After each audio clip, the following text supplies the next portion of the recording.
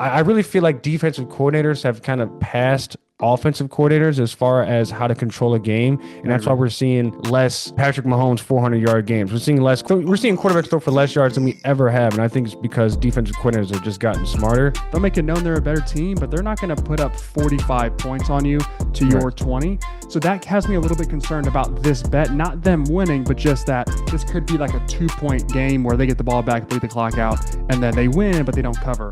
I just don't think that they can afford to lose a divisional game. This line is at -5.5, but it could easily be -6.5 to me. First and Cam, back live again, week 3 of the NFL. We are taking you through our week 3 NFL bets. I have 3 of my picks that I think are locks for this weekend. Evan, you have 3 picks that you think are locks for this weekend. We're going to keep track and keep tally of our wins and losses throughout the season. This will be our first NFL betting show. If we're right or wrong, tell us in the comments. Please like and subscribe to the channel, and we will have more of these picks for you. Just a quick note on NFL bets. Teams favored above 4 are 12-0 this season. I thought that was an interesting stat. And favorites on the road are 10-2 this season. So you have Jake Browning in, Joe Burrow out, and you have Carson Wentz in, JJ McCarthy out, and Jaden Daniels possible scratch for Washington coming up on Sunday as well. Going to end up being a pretty good lock here is Broncos at Chargers. Chargers are favored by 2.5. This one's a tough one. If you told me the Broncos won this game, I would say they got back to what they were doing last season. If you told me the Chargers win this game, I would say they're probably doing the same thing they've been doing all season.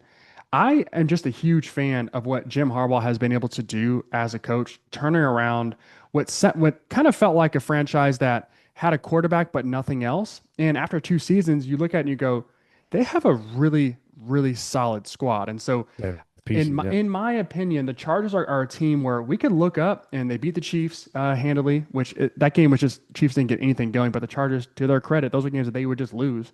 And they beat the Raiders as they should have. This is a team that we could look up in the playoffs and nobody would want to play them, especially if they can get a home field advantage or at least get a matchup that's favorable to them. We could see them in round 2 of the playoffs. So I like Justin Herbert a lot. I like the weapons that they have, although not fantastic. I just think that he's playing at a high level, and I think Jim Harbaugh and the offensive coordinator are asking him not to do Justin Herbert too much, and that, in my opinion, might be the difference. Where I think Sean Payton is asking a lot of Bo Nix, and that's why it's looked kind of clunky for the Broncos to start this season.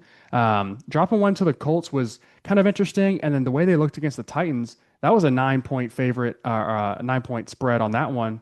Took the Titans on that one as well, and they ended up covering. So Broncos haven't gotten off to a good start. I don't think the Chargers are the team that you get right against. I think the following week against the Broncos is probably a better. I'm sorry, against the Bengals is probably a better opportunity. And so I'll take the Chargers to kind of run away with this one. Probably a 5 to 7 point win, somewhere 27-20, 30 to 24 kind of fits there. And so I'll take the points there. I'll lay the points. Well, I think the last time the Chargers led the division after 3 weeks was in the mid to early 2010s. It's kind of been the Chiefs 2-0, 3-0 to start the season, Chargers 1-1, 1-2, or sometimes even 0-3. I think the thing that's kind of surprised me the most is that Jim Harbaugh has actually put the ball in Justin Herbert's hands just a little bit more. You're not really relying on that run game. Now, that could be due to over expectations of some of these running backs, J.K. Dobbins and some of these other guys that had bigger splashes in the early part of the season last year. And then as Trey kind of wore on, you saw what happened to their run game. And now I think it's Jim Harbaugh saying, look, we're going to put the most trust into our best player, and that's what we have to do to win games. And they're doing it.